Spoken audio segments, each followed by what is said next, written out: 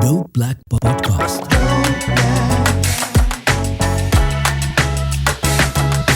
Go Black. Welcome to another episode of the Dope Black Dads podcast. I'm Marcus Ramsahol, and today I am joined by Henri Kusi-Appiah, who's got really an incredible story from coming over from Ghana from the age of 7 to, you know, all these many years later, to, you know, everything else in between, which we're going to get into today around business and social mobility and what it means to be a black father in this day and age.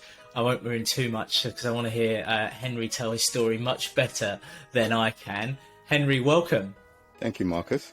It's nice to be on. So, yeah, it's great to have you, and your story is just really incredible, and I really want to do it justice. So, for me and for all of our listeners, just tell us a bit about your background and your journey, and kind of, I suppose, your life went before or even when you got to the UK. Okay, so for all your listeners out there, I came from Ghana when I was 7 years old. My sister and I, who's 3 years older than me, and we came to an environment that none of us had ever been exposed to. And I guess to a certain extent, my story is probably not too dissimilar to a lot of people who were brought over from diaspora when they were young. So my parents had come over to the UK many years beforehand and had left us with in-laws. And to all intents and purposes, they were almost like relative strangers to us. So when we were called over to the UK and came over for the first time, we were two kids who spoke very little English. And I always tell people about a story that happened when I first got here, and I was so in awe of what I was seeing all around me that as I was walking along, I bumped into a lamppost, and my dad bought me a can of ginger beer, which for a long time was my favourite drink. I actually don't drink it very much now because it's a little bit too sweet for my taste buds.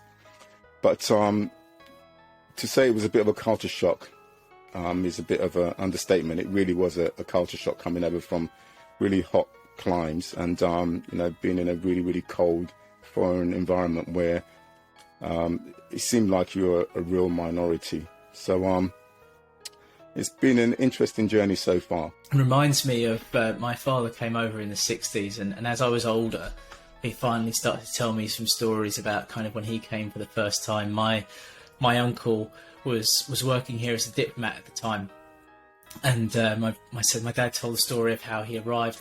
Funny enough, my dad arrived on April Fool's Day, which we always have a little bit of a chuckle about, celebrating on April Fool's Day that he changed the direction of his life, came to the UK for better or worse. And he said he came off the plane and he was just freezing. He couldn't believe how cold it was, and he arranged to meet his brother, my uncle, and he was just completely lost. He said, "Oh, take this train, take the underground, do this, do that," and he was like, "What are you talking about?" Yeah. And then he met him and he said, "Where's your coat? Where's your gloves?" And my dad was like, "I don't know, I just got here." What were the sorts of things that for you were quite, you mentioned you were in awe. What kind of things were you experiencing and seeing? So I guess, if you just take the circumstances that we come from. So, we came from, absolute, well, I would classify as poverty, and came into an environment which, to all intents and purposes, was also poverty because the house that we lived in was pretty cold. I shared a room with my sister up until I was probably 14, 15, 16, that sort of age. And the house was mice infested as well, which wasn't pleasant. Oh, wow. And it was just, I would say not a very pleasant experience, but it's something that, as time, went by, you kind of, got adapted to, or you got used to. But I think the biggest challenge for me was the fact that obviously the language is a major barrier, and the way we overcame it, and I always give gratitude and eternal thanks to the council, but they sent us to a specialist language centre where I kind of recall having earphones placed over our ears to help us, I presume, with our diction, just sort of general understanding. And I would say it probably wasn't very long before, I became a lot more sort of comfortable speaking English. And almost to the extent that I became so comfortable that I decided I actually didn't want to speak in my mother tongue anymore to my parents. And that's something that, to this day now I really regret, because anytime I go back to Ghana, I always feel like I'm a total foreigner, even though I understand more than I actually speak, but it's still really difficult being in that sort of environment. So, that was a major challenge. And then obviously, being a young black man as well, with all the sort of racism and that sort of stuff that you had to contend with, it was really difficult. But, with time, and I guess also, I've always been a fairly cheeky sort of person.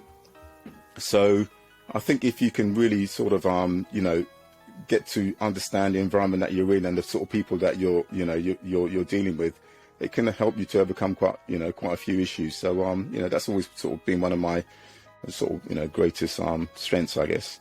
And you mentioned that you were sharing with your sister right up until about the age of 14. But correct me if I'm wrong, you then moved out of the family home at the age of 17. Is that right? That's right, yeah. Yeah, so this is where my journey into my work/business life started. So back then, I guess the biggest challenge that I had to overcome was education. So I've always been good at English, I've been good at history, and I thought I was quite good at economics as well.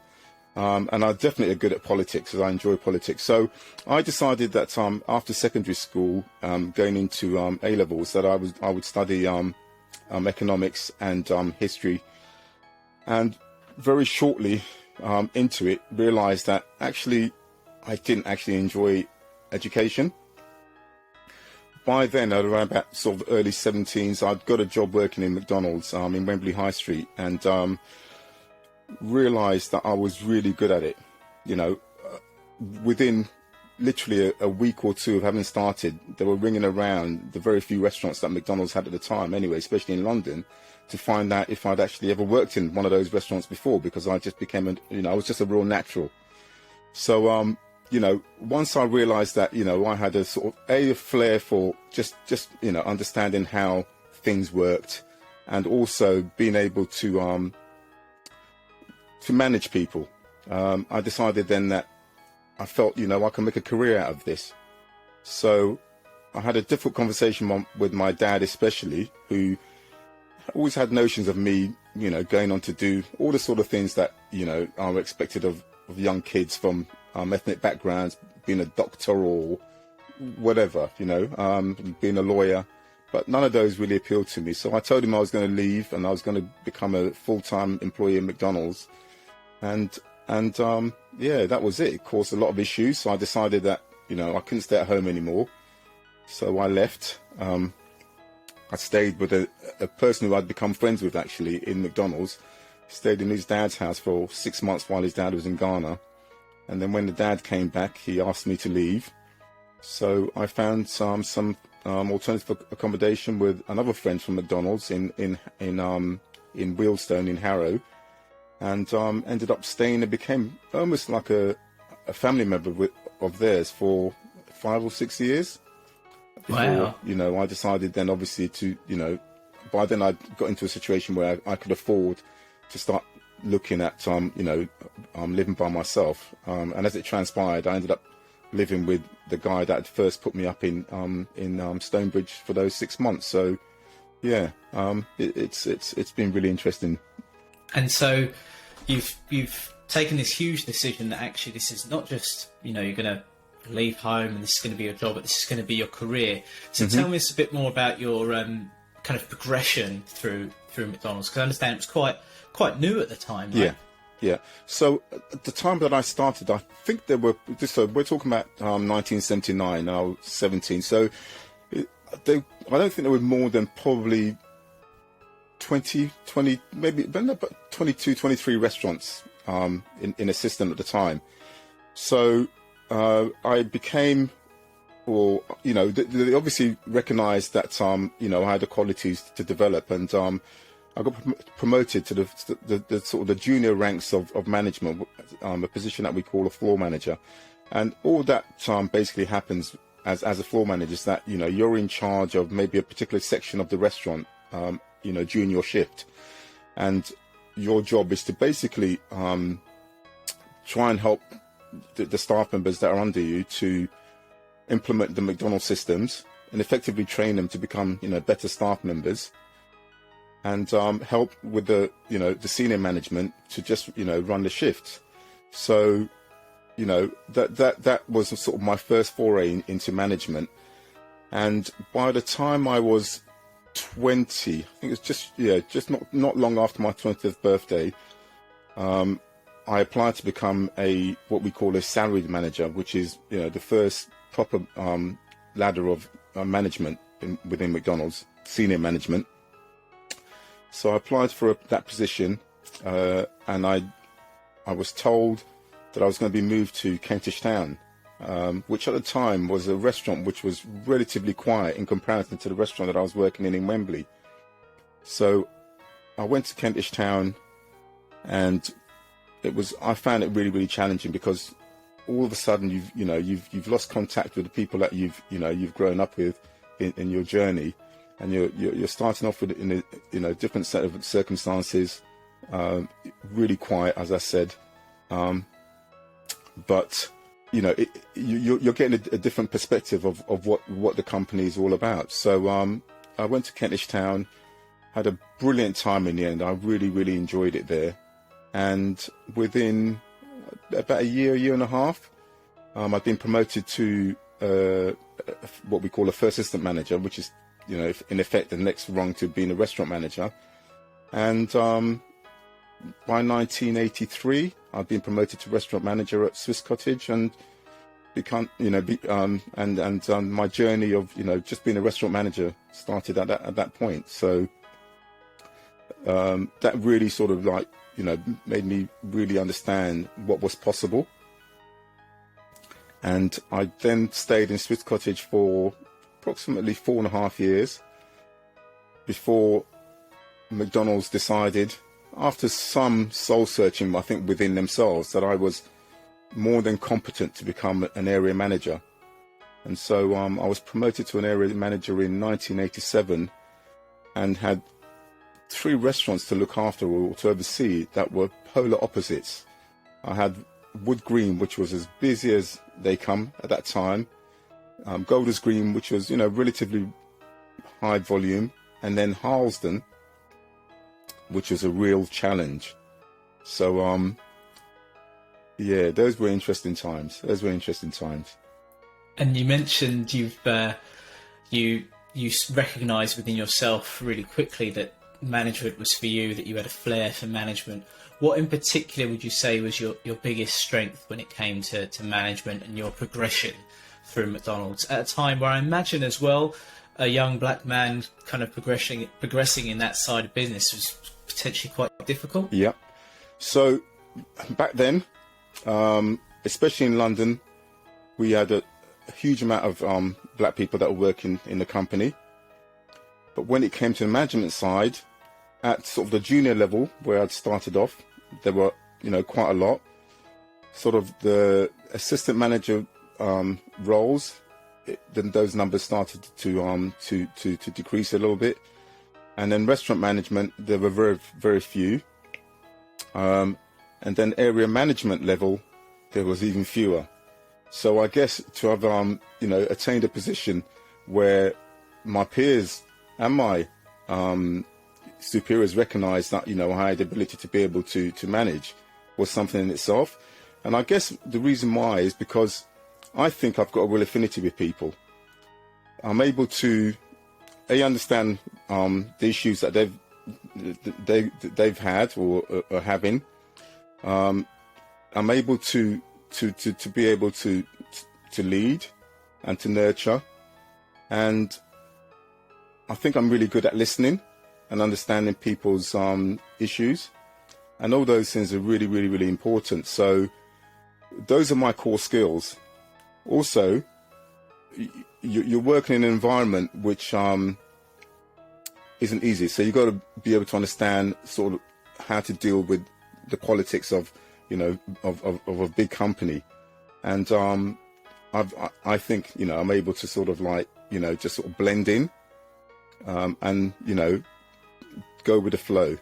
And that really, really helps because, you know, like, as I said before, because there are so few black people in those senior positions or middle management positions, you don't really have much of a reference point in terms of, you know, sort of the what's expected of you, I guess. So, you know, you've got to really be able 100%. To sort of stand on your own. Yeah, it's a really important point, actually, and hopefully our listeners will get a lot from hearing about your journey because there's so much value in hearing a story like yours and hearing a reference point you don't normally get, which I absolutely love. And interestingly as well, you know, you talked about what was a really tough kind of introduction to the UK, but then this progression from, you know, working class to, you know, essentially a middle class, I suppose, lifestyle, income, etc. How's that for you? How's that change?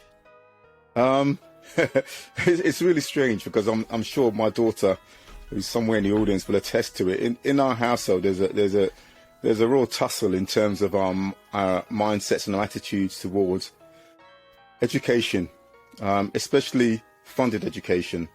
So because I've always classed myself, and will always class myself as working class, I've always believed in my kids being educated in a comprehensive system the same way I was. Unfortunately, my wife, on the other hand, has a totally different mindset. So my kids, fortunately, have had the good fortune to have a mother who's encouraged me to make sure that you know, they've had the best opportunities in education. So the fact that I've been able to, you know, to do really well in my business life today is enabled them all to obviously have, you know, the sort of education that, you know, most kids would dream of. So yeah, they're the net beneficiaries of that. And you said you've got 3 kids, is that right? So I've got 4 kids. Yeah, I've got 4 kids, but Four. Well, yeah, 2 of them are not my own by biology, and the other 2 are. So yeah, I've got 4 kids. And the oldest one came into my life when he was 6 months old. He's now 31. Wow. Yeah. Wow, that is a lot of parenting knowledge and know-how from lots of different kind of spheres of life as well. Yeah. So, what's the relationship like with them? You know, you've had this incredible journey where you've arrived in this country, living in a, you know, mice-infested dwelling, to providing a kind of different level of lifestyle for your children, and watching them grow up to the age of 31. What's that like? You know, 4 kids, all these years of experience. I can't say it's been easy, and the reason why it's not easy is because naturally, if you've brought somebody up from a young age who's not your own, when you have your own kids, the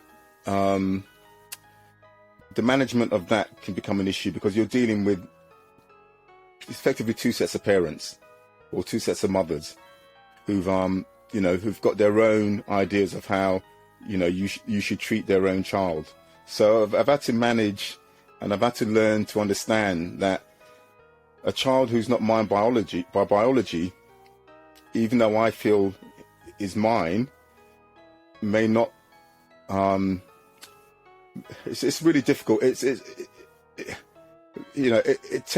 takes managing the mother relationship to get all the parties to understand that at the end of the day, your vested interest is in the child, and it's not the politics of, you know, whether they're yours by biology or so forth. Now, as it's transpired over the years, everything's all really smooth in the household now. All 4 kids get on absolutely brilliantly. They don't see that there's any differences in terms of biology, and you know, it's just a harmonious household. So yeah, but it's been challenging. What would you say is the key to having got that harmonious household, or your biggest parenting takeaway, I suppose, if you could give one message to the listeners about being a dope black dad, what would it be? It would be, you've got to really believe that if you're taking on a responsibility, you've got to see all the way through. There can't be any half measures. I mean, at the end of the day, a child, once they've formed an emotional attachment to you, relies on you. And my attitude has always been that I would try my damnedest to make sure that, you know, I give them the best possible opportunity. So, I mean, although the oldest one didn't go to private school, he's bright enough to be able to go to a really good grammar school and to go to university. And to be fair, so far, all the three oldest have all gone to university. They've all gone to the same university as well. So, Oh, wow. yeah, that's a connection that they all share. But the biggest takeaway is that, you know, you've really got to believe in them and you've got to stand by them no matter what, because, you know, there are issues in their life. And the easiest thing sometimes is sort of like shut yourself away and, you know, just shut out all the noise. But unfortunately, you know, you can't do that. And I really, really believe that, you know, giving kids a good, solid foundation is really important. And also showing them love as well, because, you know, one of the biggest issues that I have is that, you know, I love my parents because they're my parents. But, you know, coming over from Africa, they were kind of detached from us in terms of emotion. So they saw us as children who, you know, especially my dad, who was really, really a strict disciplinarian. It's just children who should listen and obey, you know, his commands and not really have much of a voice. So, you know, I've always tried to understand my kids and to be their friend and also their parent as well, because they also need to understand that there are boundaries, you know. So yeah, I think that's, you know, that's one of the most challenging things to do as a father. So yeah. Oh yeah, I definitely feel that as well, and I feel that for me personally, I got that from my dad. My dad was very a strict disciplinarian, but also as I got older and more aware of the sorts of sacrifices he was making for us in our lives, and I don't know what age I was or what moment was, I suddenly realised, hey, Dad's always right. You know, every time he says, "Oh, don't do this because this will happen," it happens. Yeah, yeah, absolutely. And even now, at the age of 37, I have this relationship I never really pictured with my dad, which is great, where I can just phone him up and say, "Hey, I'm not sure about this," and we can have that conversation. And then I have to kind of rewind 30 years ago to, you know, you do one thing wrong and that slipper would come out and you'd be screaming down the hallway. And I can't remember who I was interviewing the other day, and I mentioned actually, you know, the way we parent now compared to how we were raised, but also the way my parents look after my kids. I'm like, hey, you would have hit me if I'd have done that. What's going on? And he's like, oh, we know better now. But, it's a really interesting balance, because it is so important, isn't it, to have that discipline, but also to have that connection and not be afraid of sharing that love that you have, and showing that emotion you have. And potentially, I'm interested to hear your thoughts on this. Culturally, maybe something we've not done as much. The role used to be, certainly, that particularly in you know, black culture, and in my case Asian culture as well, like, this is the hierarchy, this is the role. I am your parent and I'm here to keep you on the straight and narrow and discipline you. So how has that been for you with balancing those things? Yeah, it's, you know what, Marcus, that's I guess when you're young, you literally will tell your kids what they need to do and they'll follow. But once they get to, I think probably 15, 16, that light switch that comes on in their head that makes them think, no, you're not always right. I'm going to rebel against what you're saying. I'm going to be difficult. I'm going to be bloody minded. And I'm actually going through that with that situation now with my 16-year-old, because, you know, he's now, obviously he's discovering himself as a young man. And, you know, he thinks that he can challenge my authority. And, you know, that's a real, that's something that, and I guess it's because he's the youngest as well. So the youngest, to a certain extent, are always the ones that everyone always assumes are spoilt, right? So he thinks he can get away with more things than all the others would have done, you know? So, you know, I'm hoping that it's just a phase he's going through. And at some point in time, he'll realise that, you know what, Dad is always right most of the time. And you know, he won't give me so much back chat. but we'll see. You know, it's just I guess it's just part of of them growing up and discovering themselves as young people. So yeah, I'll wait for the time when he realizes that he needs to behave himself. So actually, I've not got any sons. I've got 2 daughters. Okay. My oldest is 10. Okay. And I feel like she's already creeping into that stage. She's still lovely and adorable, but there's definitely elements creeping in now where there's a little young woman who's got an opinion about stuff, and it's kind of starting to come out. Yeah. And also, Marcus. So I always remember when I was a younger man. I always said to myself, when I've got kids, and if I've got a daughter, I'm going to lock her up in a chastity belt, and she's going to be. And you know what? That is the hardest thing to get your head around. The fact that your daughter is going out with a boy, and it took me a long time to understand that I couldn't influence her decisions with boys and all that lot in any way whatsoever, And it actually took my older son to say to me, "Look, Dad, you need to just rein in your thought processes, because if you don't, you just end up with her rebelling against you." And so yeah, that's been a major challenge having a daughter. But you know what, she's as sweet as anything. So yeah, it's all been worthwhile. My wife regularly reminds me that I need to be wary of such things, and I still can't get my head around it.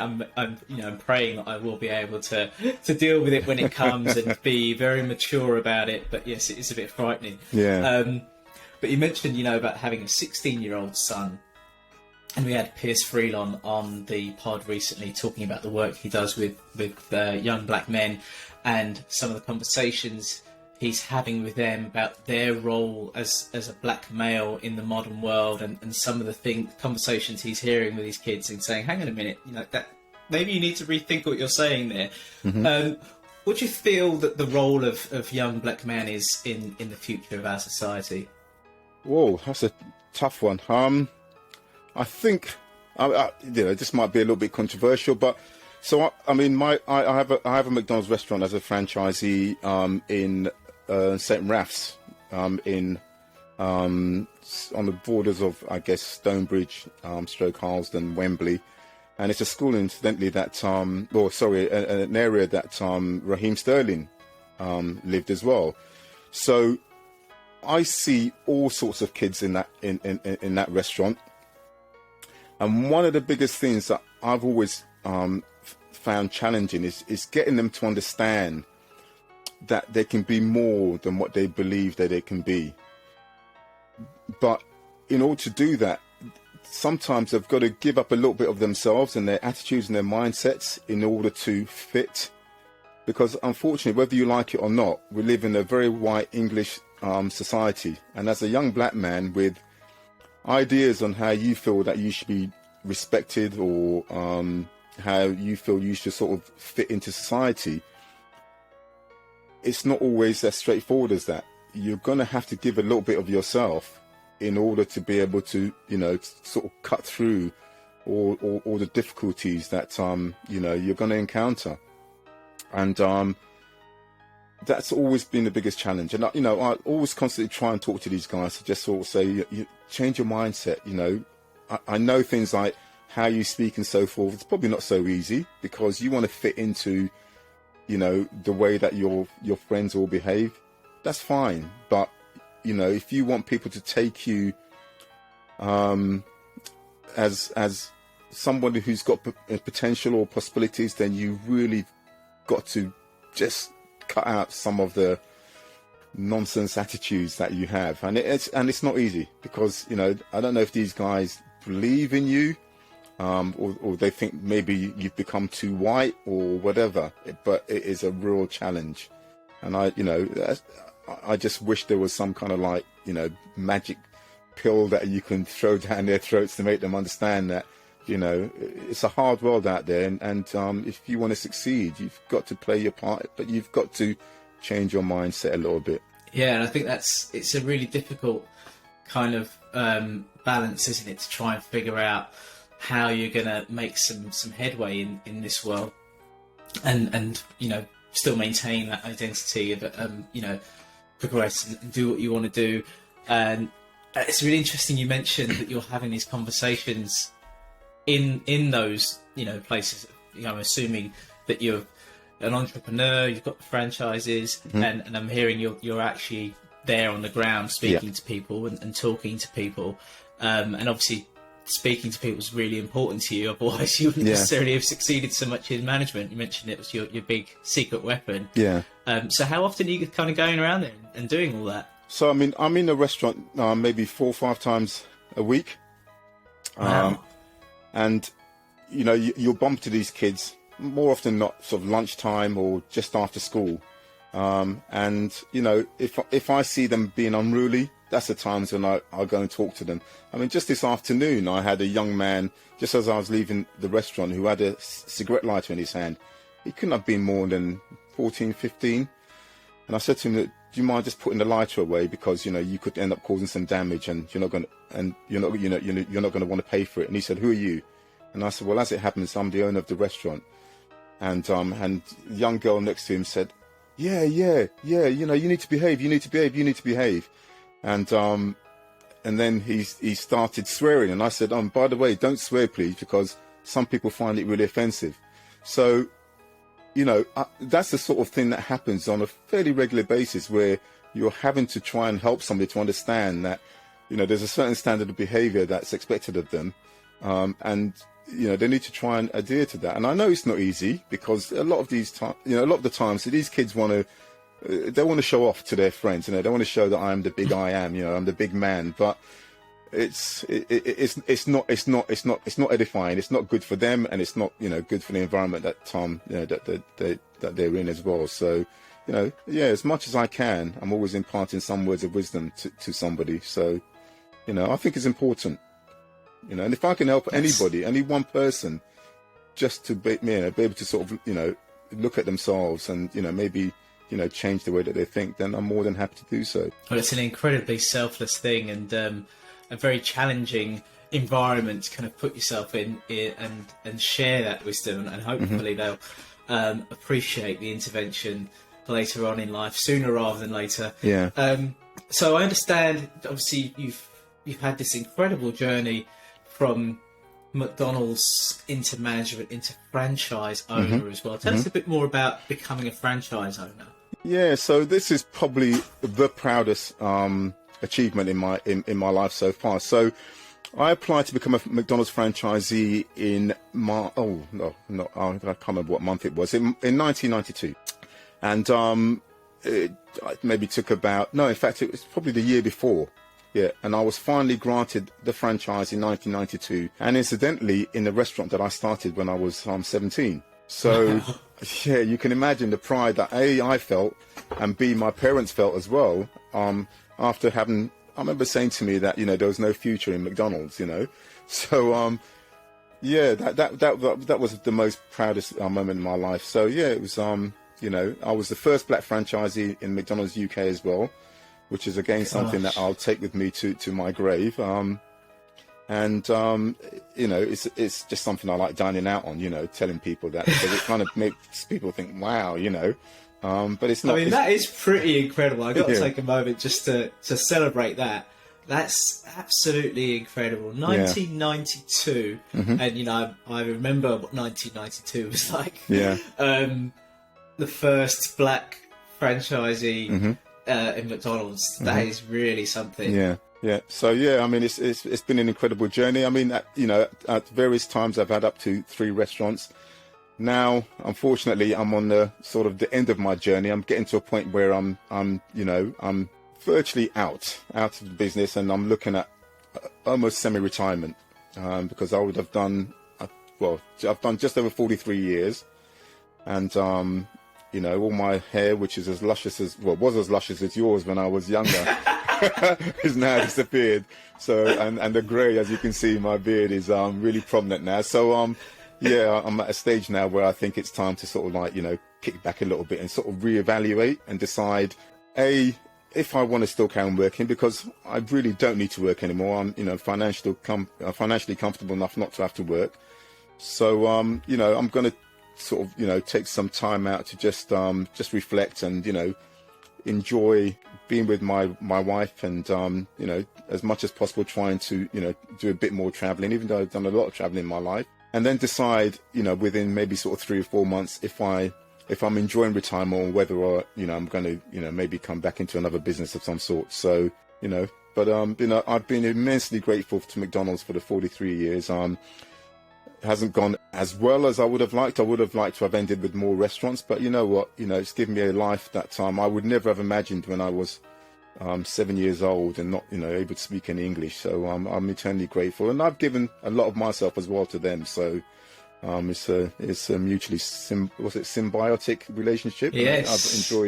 I've enjoyed I'd say probably 80 to 90% of it along the way. So I was going to ask you if there were any kind of inklings you might have for future business ventures, but I'll let you enjoy your time away from that and think about that. Yeah. But you know, I love to travel. It's the reason I do the work that I do. It's always been the raison d'etre for anything that I've pursued. Is there anywhere you want to revisit, or anywhere that's on your bucket list to travel to? Yeah. So we've been to Zambia once. My wife's got a really good friend who lives in Zambia. She's in the justice system, and we were planning to go back again not too long ago, but it hasn't happened. I'd like to go to. I've been to China once, but I'd like to go to South Asia at some point in life. And where else? I don't know. Maybe somewhere like Hawaii or something like that. I mean, I've done a lot of the Americas anyway, so. There's not much more that I want to see out there, and maybe just more parts of Africa, because you know I'm an African by birth, and I've still got a certain African mentality. So you know, more of that continent. I had an opportunity to go to Australia at one point, but it's just too far away, and I just couldn't contemplate sitting on a plane for that length of time. And I went to Jamaica once, and I absolutely love Jamaica and the Caribbean. So that's another continent or another part of the world that I want to go and see as well. So. There's a few places still on my bucket list that I want to see. But if anybody mentions water and going on a cruise, not for me. Don't enjoy water at all. and that goes back to when I was younger. So when I was younger, I nearly drowned, and I've always had a healthy respect of water. So I know sitting on a ship doesn't feel like you're actually in water, but it's just got an inherent sort of. You know, not fear, but healthy respect for it. So yeah, cruises doesn't appeal to me at all. Well, I don't know if this will allay your fears or not, but I didn't learn to swim till I was 16. Okay. And at the time, no, a bit later on actually, I was 16 when I learned how to swim finally, and at the age of 18, I had a scholarship to join the Royal Navy. Oh, yeah. And I still wasn't a particularly strong swimmer, and I did mention it to the officer recruiting guy, and he said to me, "Well, to be honest, these ships are out in the middle of the ocean. If you fall off one of those ships, it doesn't matter how good a swimmer you are." And I don't know if this is still the case, but basically the kind of prerequisite swim ability is to be able to swim, I think 25, maybe 50 metres breaststroke. Okay. And that's it. Okay. For the Royal Navy. Okay. Because of that very reason, if you fall off a ship in the ocean... Yeah, that's it, you're toast, yeah. Yeah, so the funny thing is, though, I actually do like... I love fish. Which is a strange contradiction. So we went to America once, and I jumped into the water with my snorkel, and it got flooded with water, and so I panicked. And my youngest daughter, my daughter Louise, had to rescue me along with the other people on the boat. So I was determined to conquer my fear. So when we went to Jamaica, I went snorkeling then, and did it properly, and I absolutely loved it. So. I still got a healthy respect for water, but I love snorkeling, so I'll try and do a bit more of that as well. No, that sounds very cool. I'm a scuba diver myself, and I don't get to do it as often as I'd like to. But as I said, incredibly weak swimmer, so I don't know how I ended up becoming a diver, but I love seeing the fish as well. Yeah. Gosh, it was such a random segue. Yeah. I've lost my train of thought there. I can recommend South Asia as well. Yeah, so I mean, this whole thing about a dope black dad. I mean, it was something that was, when Louise mentioned it to me, I thought, what is this all about? And to a certain extent, I still haven't researched it, but I just thought, I'd come along and listen to what it was all about. So perhaps you can, sort of enlighten me a little bit more in terms of what it is that you're trying to get across. Sure. I mean, it's very interesting. I feel like I'm the subject of the interview now, which doesn't normally happen, but I'll gladly elaborate because actually myself and Umar and a couple of others are newish to the Dope Black Dads team. Okay. It's Marvin Harrison's baby, really. He's been doing it for a long time. It stemmed from, and he won't mind me saying, his conversations with his fellow dads when his child or children were very small, and feeling a bit lost and a bit like, well, the matriarch is doing everything and I feel a bit useless, and actually I don't feel very good about myself as a father, although I want to be a really good father. So he was messaging his friends, speaking quite openly about where his head was at, and finding that a lot of his fellow black fathers were like, hey, you know what, I'm feeling the same way. Yeah. So it became like a support group / mechanism for guys to kind of have those conversations about what, you know, being a father in this day and age really means. Yeah. And the podcast was a means for Marvin to explore so many issues around being a black male, being a black father, interview some really cool people with interesting stories and share them to a wider audience. Fast forward to, they won a Webby Award before we joined, and to this year, Marvin's got books coming out, and he's on the telly every 5 minutes, it feels like, or on the radio, talking about various things, and he decided he needed a team around him to continue the good work. So gratefully accepted the baton to take on interviewing some incredible guests, and speaking about our own experiences and using our own expertise as well. So sometimes we do things by ourselves. My most recent solo podcast relates to my work in the productivity space.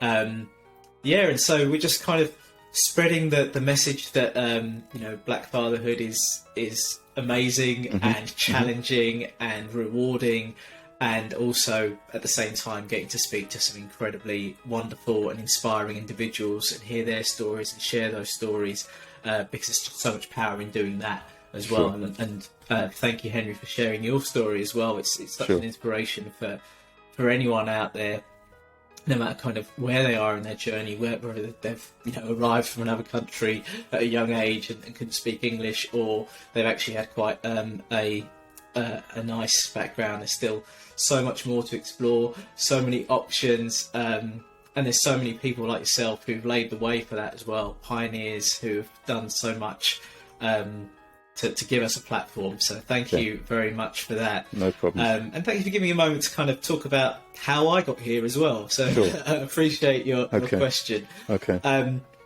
With that in mind, I feel that's a great place for us to call it a day. I'm so grateful for you joining me today. I'm going to have to ask now, what's next, Henry? I don't know. Maybe one day I'll write a book. Who knows? I don't know.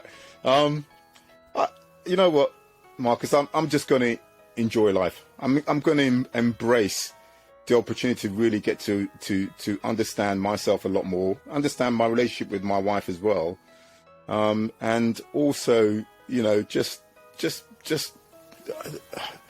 have an open mind. Have an open mind to to what's out there, because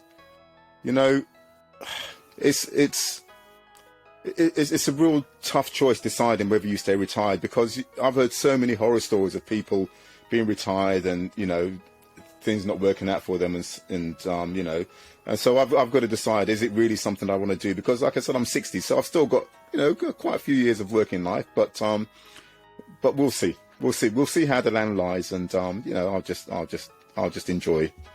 Well, I hope you do, and I'm sure that you will. Thank you once again. And remember, guys, there's plenty more Dope Black Dads podcasts coming your way as well. Until then, Henry, thank you very much. Thank you.